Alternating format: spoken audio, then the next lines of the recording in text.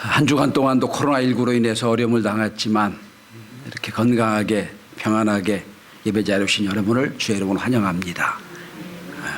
주의 은혜가 충만하길 바랍니다. 이 시대에 문명이 최고로 꽃피는 장소가 있다면 미국 뉴욕일 겁니다. 최첨단 문화, 최첨단 건물들 즐비한 곳이 뉴욕입니다. 21세기 문화의 상징이라고 볼 수 있는 장소라고 생각을 합니다.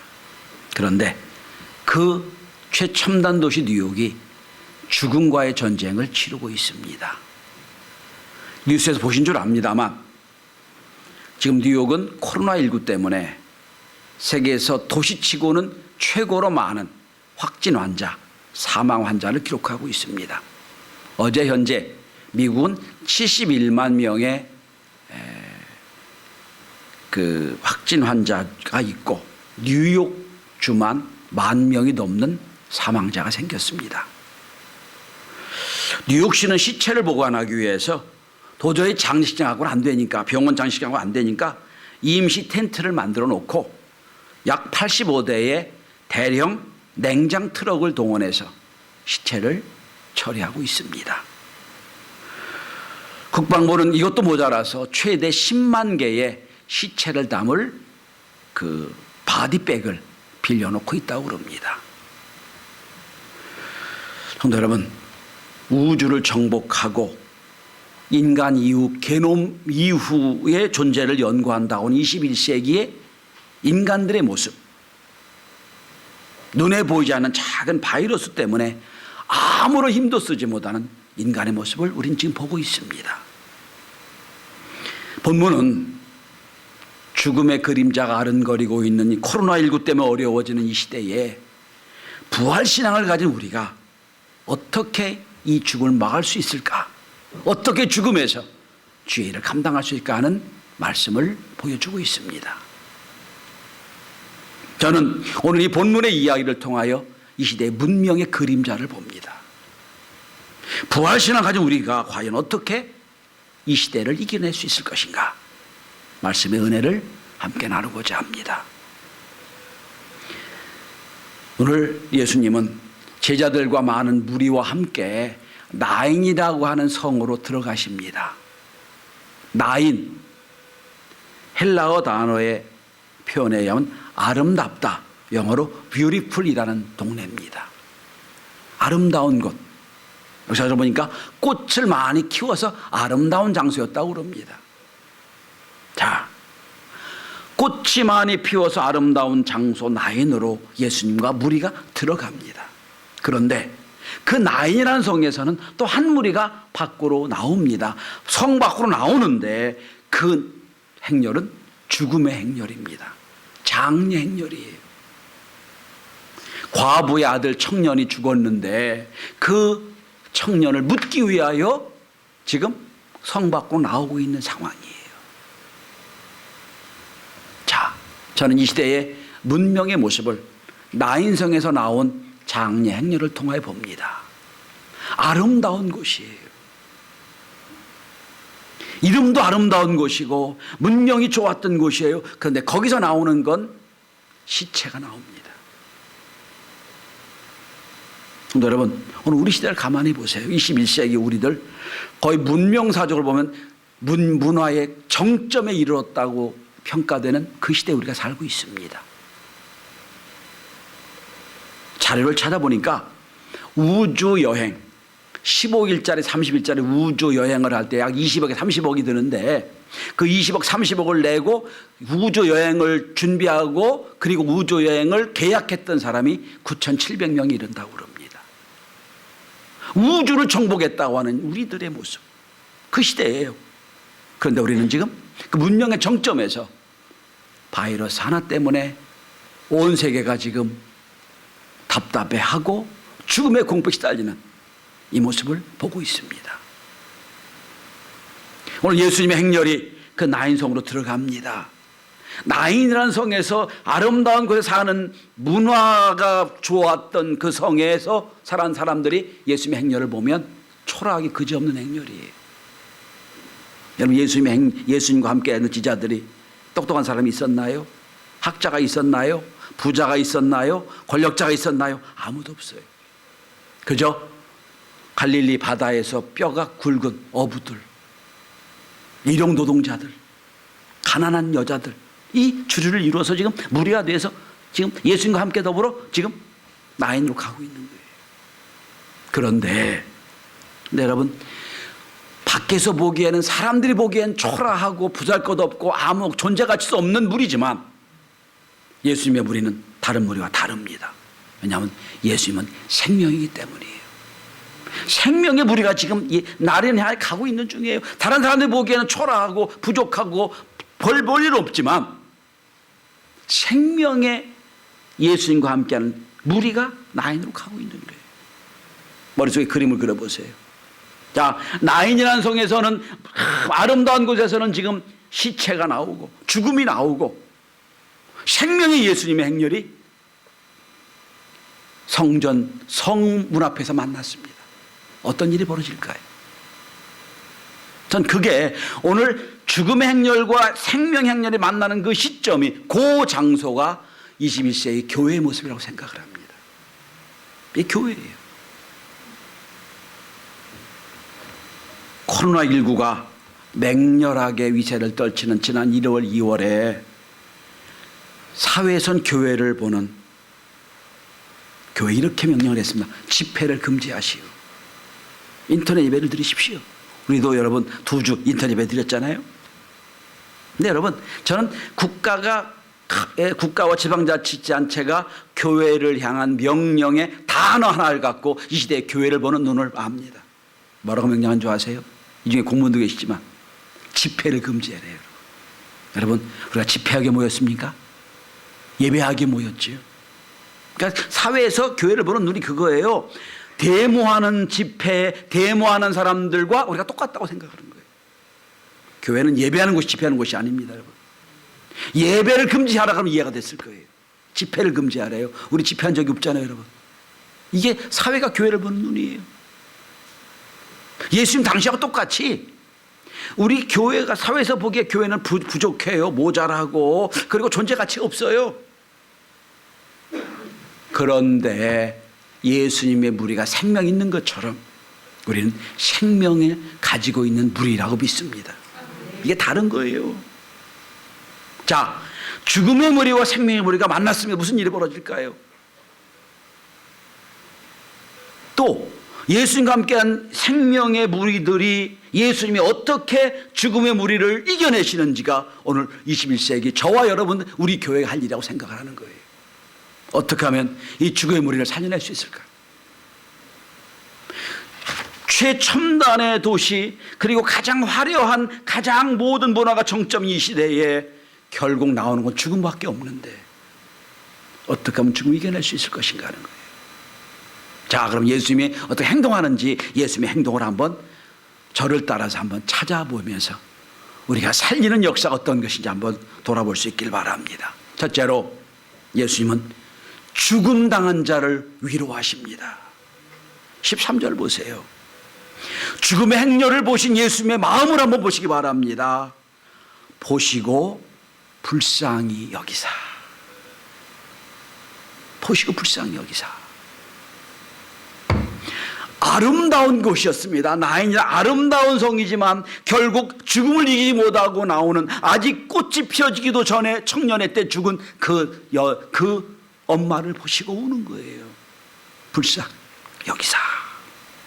여러분, 예수님의 행동은 기독교의 첫 번째 행동입니다. 불쌍히 여기는 마음, 본질적으로 한 생명을 살리는 첫 번째 스텝이에요. 전 이거를 영적인 공감 능력이라고 명명하고 싶어요.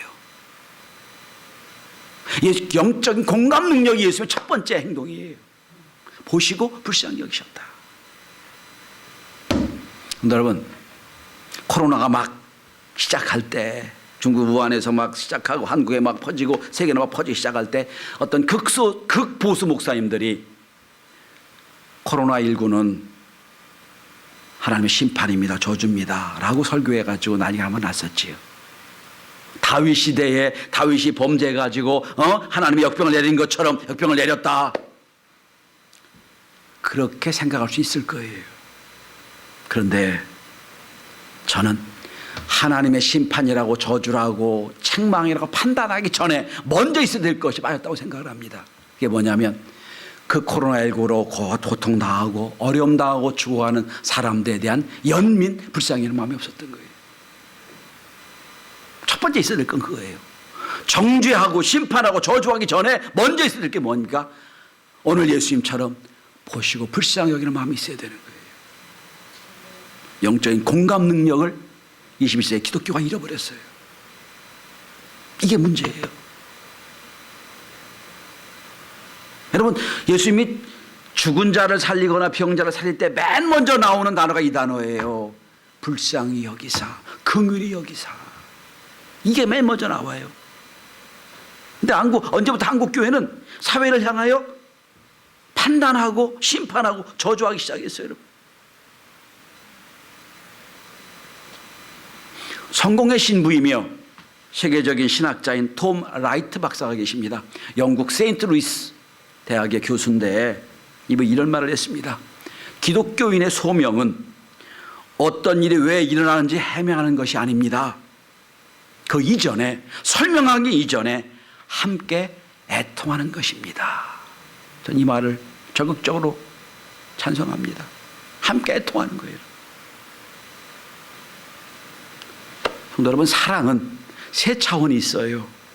나보다 높은 사람, 나보다 귀한 사람을 사랑하는 것, 사랑이라고 하는 게 아니라 존경한다고 그러고 경외한다는 말을 표현하는 거예요. 우리 하나님 사랑한다고 할 때 그런 사랑이에요. 나보다 높은 하나님 경외합니다. 이게 사랑이에요. 두 번째, 나와 똑같은 사람을 사랑합니다. 나와 수준이 같은 사람, 이걸 우리 우정이라고 표현합니다. 나보다 낮은 사람이 있어요. 다른 사람을 볼 때 이건 사랑한다는 게 아니라 불쌍히 여긴다, 긍휼히 여긴다는 표현을 쓰는 거예요. 여러분 잘 생각해 보세요. 예수님은 하나님의 아들이에요. 다 가지고 오신 분이에요. 생명이세요. 그분이 죽음당한 저를 불쌍히 여기는 마음으로 보다는 건 그만큼 낮아진 마음으로 보신다는 거예요.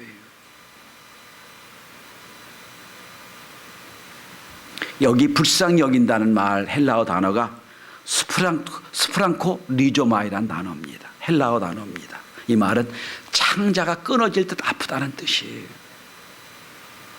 여러분, 오늘 우리가 생명을 살리는 일이 먼저 있다면 누구를 정죄하고 심판하고 판단하기 전에 그걸 인하여 그걸 어려움을 당한 성도를 향한 우리의 눈이 교정돼야 됩니다. 영적인 공감 능력이 있어야 돼요.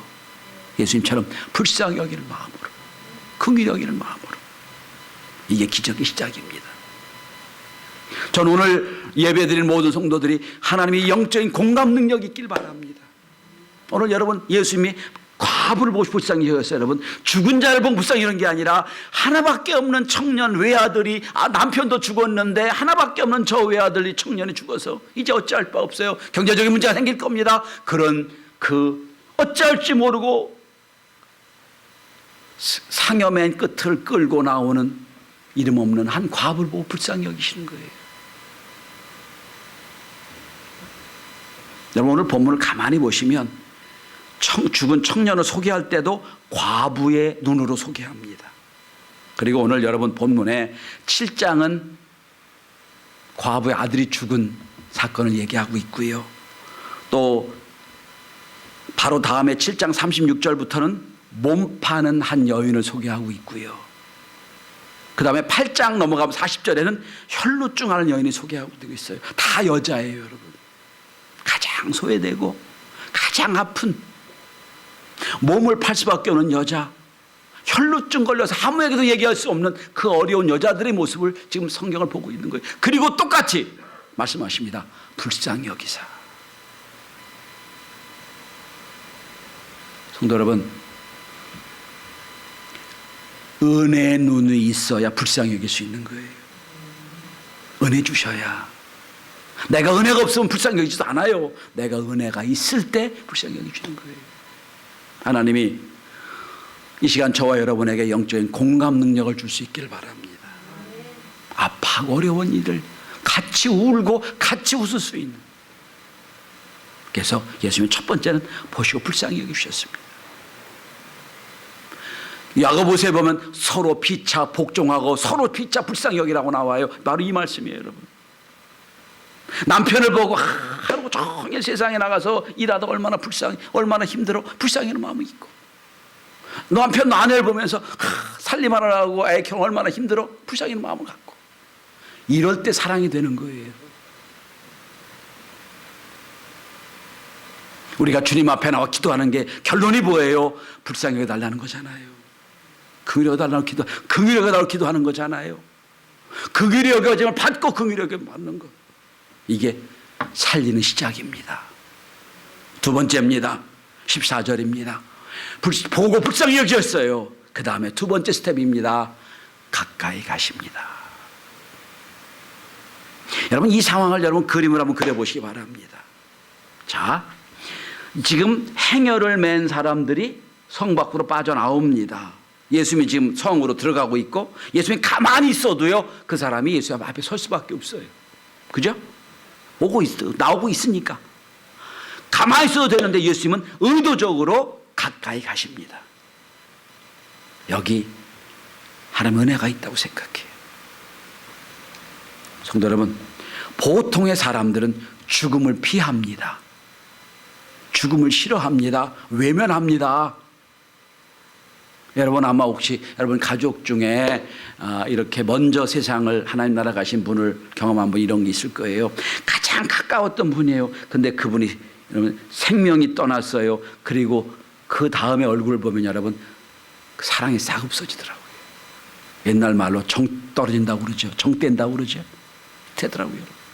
자, 여러분, 죽음을 그렇게 싫어해요. 제 어릴 때 기억이 하나 있습니다. 제가 어릴 때 외갓집에서 살았어요. 외할머니, 외할아버지 집에 살았는데, 큰 대문에, 대문 옆에 우편함이 하나 있었어요. 근데 그 우편함은 보통 우편함이 아니에요. 딱 종류가 하나예요. 옛날 누런 봉투에 여러분 부고장을 돌릴 때 쓰는 누런 봉투만 거기 들어가요. 옛날에 여러분 전화도 없던 시절이에요. 누가 돌아가시면 어떻게 했어요, 여러분? 사람을 세가지고 다 여러분 부고장을 돌렸어요, 그때. 그 부고장이에요. 그 부고장을 거기다 넣어주세요. 아마 저희 할아버님 생각은 그거예요. 야, 죽음을 알리는 소식조차도 우리 대문 안에 못 들어온다. 그래서 대문 밖이었던 것 같아요. 제가 만지려고 그러면 혼을 냈어요. 만지지 말라고. 그리고 이렇게 찾으면, 많이 모아지면 그거 갖고 태우는 그런 걸 제가 보고 자랐어요. 그 어르신은 죽음의 그림자도 우리 대문에 들어오지 말라는 거예요. 그렇게 죽음을 싫어해요. 보통의 종교는 죽음을 싫어합니다. 죽음을 떠납니다. 죽음을 피합니다. 근데 예수님 여러분, 죽음을 향하여 다가가십니다. 이게 생명이에요, 여러분. 어떻게 다 죽음을 피하고 죽음 앞에 도망가는데 왜 죽음에 가까이 가셨을까요? 지난주처럼 예수님은 죽음을 넘어가신 분이기 때문입니다. 죽음을 초월하신 생명 있는 분이기 때문에 가는 거예요. 생명이 없다면 피할 거예요. 생명이 있기에 죽음에 가까이 가십니다. 죽음 너머의 부활이 있기에 가까이 가는 거예요. 자, 예수님이 죽음의 행렬에 가까이 가니까 행렬이 딱 멈춰 섭니다. 전 그림을 한번 그려봐요. 예나 지금이나 옛날 그 어릴 때 보면 행여가 있어요. 행여로 메고 갔잖아요. 행여는 여러분 꽃으로 장식을 합니다. 지금 여러분 장례업체에서 상조회사에서 이제 할 때 보면 차를 제일 좋은 차 캐딜럭 제일 좋은 리무진에 태우잖아요. 그리고 이제 뒤에 버스가 오고 그러잖아요. 아, 왜 저렇게 좋은 차를 타고 가나 그랬더니 어떤 분이 그러더라고요. 사람들이 좋은 차를 원하니까 죽어가서라도 좋은 차를 한번 태워보내겠다고 만들었대요. 만든지 모르겠지만 여러분, 가장 화려한 꽃으로 장식된 행여, 우린 그러나 그 속에 뭐가 들었는지 압니다. 죽음이 들어있어요. 이게 문명이에요, 여러분. 아무리 화려하고 아무리 좋은 문명이지만 뚜껑을 열어보면 그 속엔 죽음밖에 없는 게 오늘 우리 시대의 모습이고 예수님이 지금 세우는 향연의 모습이에요. 그런데 그 죽음을 향하여 주님이 가가시는 거예요. 그리고 행위를 멈춰서게 하십니다. 화려하고 큰 집일수록 그 속은 되게 썩게 돼 있어요. 크고 화려한 집, 결국 그 속엔 죽음밖에 없어요. 자, 지금 죽음을 향해 예수님 가시는 겁니다. 왜? 생명의 예수님이니까 그 죽음을 무너설 수가 없어요, 여러분. 죽음 앞으로 가세요. 여러분, 예수 믿는 자만이 죽음을 이길 수가 있어요. 죽음이 생명. 예수님은 부활하셨기에. 오늘 제가 지난주 부활주일 그 다음 주 오늘 말씀 전하는 이유가 있는 거예요. 생명이 있다면 죽어가는 저 세상 사람 그냥 볼 수가 없이 다 아는 거예요. 다가 복음의 역사를 이루어야 되는 거예요. 자, 불쌍히 여기셨습니다. 그리고 가까이 가셨어요. 그리고 세 번째 스텝입니다. 다시 14절을 보세요. 가까이 가서 뭐 하셨어요? 그 관에 손을 대셨다라고 돼 있어요. 세 번째 스텝은 뭡니까? 만지십니다. 이 장면을 여러분 아주 중요한 대목입니다. 이 중에 누구도 죽음을 가까이 한 사람 없을 거예요. 좋아하는 사람 없을 거예요. 근데 예수님은 다가가셔서 행여를 멈춰놓고 그 관에 손을 댑니다. 자, 여러분, 죽음은 부정한 겁니다. 죽음을 담은 그릇도 부정한 거예요. 따라서 관도 부정한 거예요. 부정한 것에 내가 손을 만지는 순간 나도 부정해지는 거예요. 누가복음 5장 바로 앞에 두 장을 보면, 누가복음 12장 이하를 보면 예수님이 공개적인 곳에서 나병 환자를 고쳐주세요. 예수께서 손을 내밀어 나병 환자를 대면서 말씀하십니다. 깨끗함을 받으라. 나병 환자가 손을 댔단 말이에요. 깨끗해졌어요, 나병 환자가. 근데 그 다음에 문제가 있어요. 나병 환자가 나은 게 중요한 게 아니라 나병 환자가 부정한 사람인데 그 손을 댔기 때문에 더 부정해졌다는 거예요. 그래서 뒤에 보시면 동네 사람들이 예수를 영접하지 않아요. 두지 말라고 그럽니다, 동네에. 부정해졌다고. 이게 당시 종교적인 생활상이에요. 근데 여기서 보세요, 여러분. 뭐 죽어가는 사람도 아니고 병자도 아니에요. 죽은 시체를 만졌다. 이건 더 이상 볼장 본 거예요. 끝난 거예요. 부정해진 거예요. 왜 여러분, 왜 그 선한 사마리아 사람 비유에서도 제사장이 강도 많은 자를 보고 그냥 지나가잖아요. 그게 이유가 있어요. 만약에 죽어가는 사람을 내가 만졌다가 죽었으면 그 다음부터 제사를 못 드려요. 핑계가 있는 거예요. 그래서 간 거예요. 어쨌든 그런 상황이에요. 자, 예수님은 여러분 의도적으로 관에 손을 댄 거예요. 당신이 그 부정한 속에 참여한 거예요. 그래서 시체가 부정한 시체를 만짐으로 해서 그 시체에 생명이 들어가는 거예요. 다르게 표현해 보겠습니다. 여러분, 십자가 사건이 뭔가요? 우리 인간의 죄, 부정한 것을 주님이 담당하신 사건이죠. 주님이 우리의 부정을 담당해 주셔서 주님은 부정해 주셨지만 우리는 살아있는 거예요. 이게 십자가 사건이에요. 어떻게 볼까요? 이게 인카네이션이거든요. 성육신의 사건이에요. 다시 말씀드립니다. 자, 생명이신 주님이, 부활하신 주님이 죽음을 만지셔서 그 죽음이 예수님께 갔고 대신 죽음이 생명이 된 거예요. 이게 십자가고 이게 인카네이션이고 이게 은혜입니다. 그래서 주님이 관에 손을 댔어요. 그 관에 부정한 것이 다 예수께 왔고 예수의 생명이 그 속에서 들어간 거예요. 이게 부활이고 이게 우리의 살아있는 모습이에요. 성도 여러분, 십자가는 그러므로 하나님이 인간을 만지는 사건이에요. 우리 인생을 만지는 사건이 십자가예요. 의학 전문 용어로 마라스무스 질병이라는 병이 있습니다. 이걸 한국말로 표현하면 이런 병입니다. 접촉 결핍증 환자. 이게 마라스무스 증후군이에요.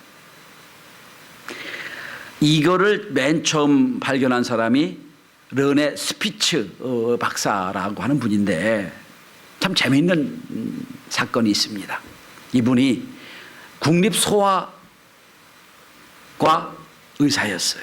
이분이 하는 일이 뭐냐면 고아원에서 태어난 아이들, 버려진 아이들을 데려다가 키우는 그런 일을 하는 분이셨어요. 국가에서 지정해서. 그래서 나름대로 좋은 시설에 아주 영양가 있는 곳으로 먹이고 길렀어요. 근데 어떤 일인지 자기가 키우는 병원에 있는 아이들이 시름시름 앓고 영양이 좋지 않아요. 잘 못 자라요. 그러니까 고민하고 있어요. 어떻게 하면 이 아이들 잘 자라게 할까 고민하고 있다가 그 나라 자기 나라보다 훨씬 못 사는 멕시코에 휴양을 간 적이 있어요. 휴가를 떠났는데 그러니까 아무래도 직업이 있으니까 비슷한 장소 찾아갔겠죠. 고아원 찾아갔거나 했겠죠. 그런데 아주 열악한 환경에 있는 고아원을 찾아갔는데 보니까 그 아이들은 너무 시시하게 잘 자라는 거예요. 내가 자기가 보기엔 너무 열악하고 환경도 안 좋고 먹는 것도 안 좋고 안 좋은데 그래서 휴가를 물리치고 연구를 시작했어요. 아니 우리나라는 시설도 좋고 육아 상태도 좋고 환경도 좋고 먹이도 잘 먹이는데 왜 애들이 시름부름 앓고 여기는 도저히 불가능한데도 저렇게 잘 자라나 연구를 했더니 이런 거예요. 여러분 그 고아원은 매일 한 차례 이상씩 그 지역에 있는 엄마들이 와서 그 아이를 돌보는 시스템이 있었다고 그럽니다. 와서 만져주고 씻어주고 그리고 유모차 앉혀서 산책도 시켜주고 같이 기저귀도 날아주고 만져주는 은혜가 있었다는 거예요. 그래서 결론 내린 게 그겁니다. 아, 영아 유아 시대에 만져주는 게 없으면 결핍이 되면 아무리 영양이 좋아도 영적 정신적으로 문제가 있다. 그게 나와 있는 실증적 요소입니다.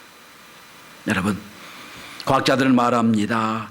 요아의 성장과 요아의 발육에 따라서 만져주는 게 가장 강력한 효과가 있다. 여러분 예수님은 여러분 사람들을 자주 만져주셨어요. 말씀으로 할 수 있는 것 만져주시고 여러분 눈먼 소경도 진흙을 이겨서 만져주셨죠. 만져주셨어요. 예수님 시대에 많은 여자들이 자기 아들 딸을 만져주시길 바라고 데리고 왔잖아요. 예수님은 일일이 만져주셨어요. 고쳐주셨다는 말씀이에요. 근데 여러분 오늘 우리 시대의 문화는 언택트죠. 접촉을 싫어하는 시대예요. 접촉할 수가 없어요. 사람과 사람의 접촉을 아주 금지하는 시대입니다. 특별히 코로나19로 우리는 악수도 못 하잖아요. 주먹질만 하죠. 우리 시대란 말이에요. 지금 만져지는 걸 원치 않아요. 대신에 사람과 사람의 접촉이 아니라 사람과 기계 접촉만 있어요. 여러분 젊은 친구들 보세요. 계속 인터넷 누르잖아요. 기계가 접촉하는 거예요. 이게 사람과 접촉해야 되는데 기계가 접촉하고 있어요. 인간성이 없어지는 거예요. 지금. 그런데 성경적인 문화는 접촉의 문화예요. 물론 성추행 문제도 상당히 심각하고 함부로 만지면 안 되고 함부로 접촉하면 안 되겠지요. 그 다음에 요즘처럼 지금 코로나19 시대에 함부로 만지면 큰일 나지요. 그런데 저는 이걸 다르게 해석하고 싶어요. 근데 여러분 육체 접촉도 중요하지만 영적인 접촉이 뭡니까? 중보기도 해주는 거예요. 또 뭡니까? 전화 한 통 해주는 거. 꼭 만져야 만지는 게 아니잖아요. 그의 영혼을 아우르고 접촉하는 것.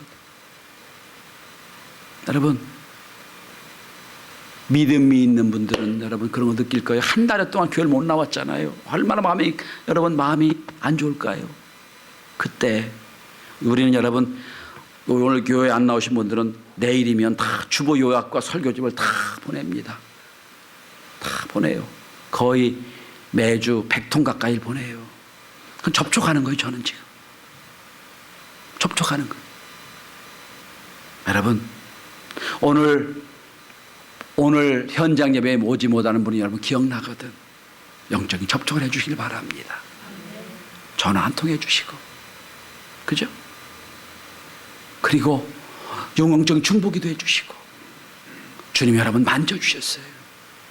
만져서 그 부정을 담당해 주신 거예요. 마지막입니다. 다시 14절 보십니다.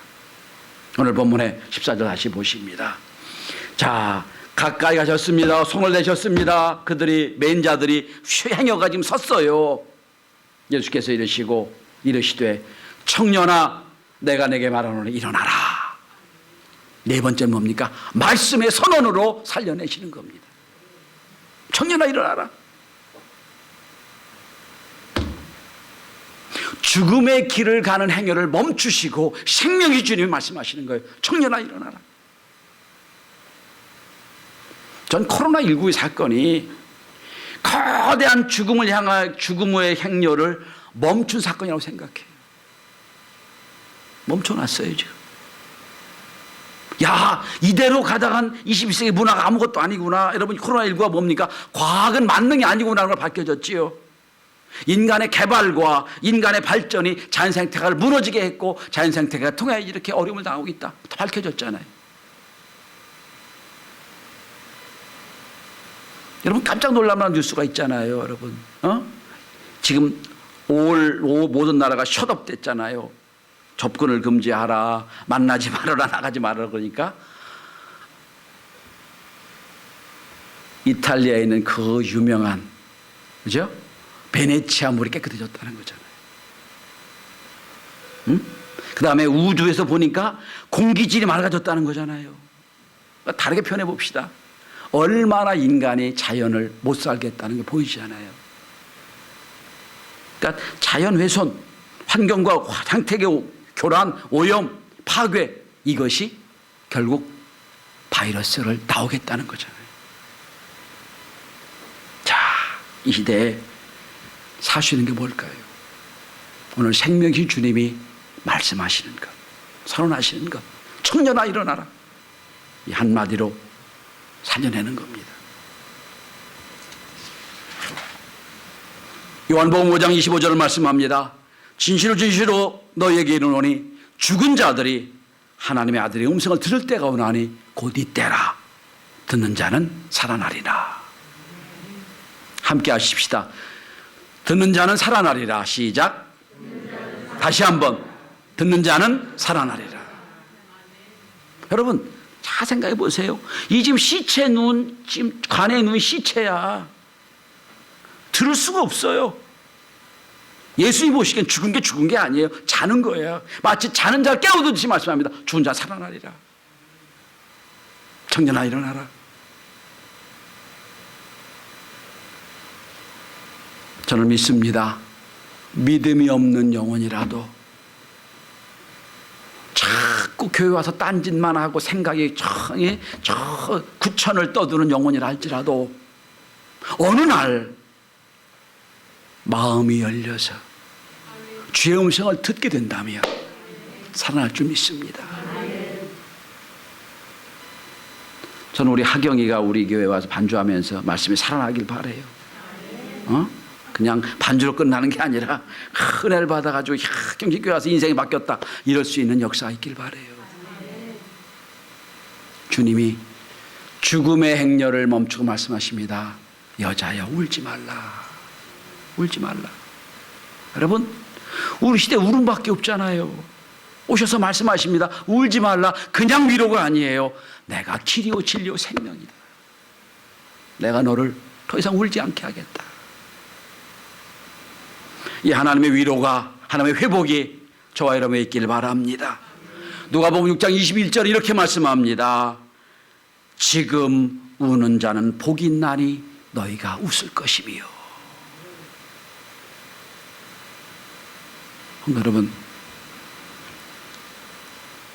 더 이상 죽음이 멈춰지는 역사가 여러분과 저의 생명을 통하여 있어지길 바랍니다.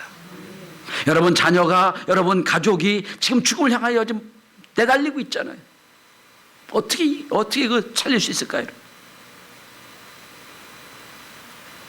오늘 주님처럼 영적 공감 능력을 가지고 불쌍히 여는 마음을 가지고 더 가까이 찾아가서 그의 부정을 내가 담당해서 영적인 접촉을 하고 그리고 말씀이 전달돼서 살리는 놀라운 역사가 경신의 모든 교호와 저한테 있기를 주의 이름으로 축원합니다. 기도합니다.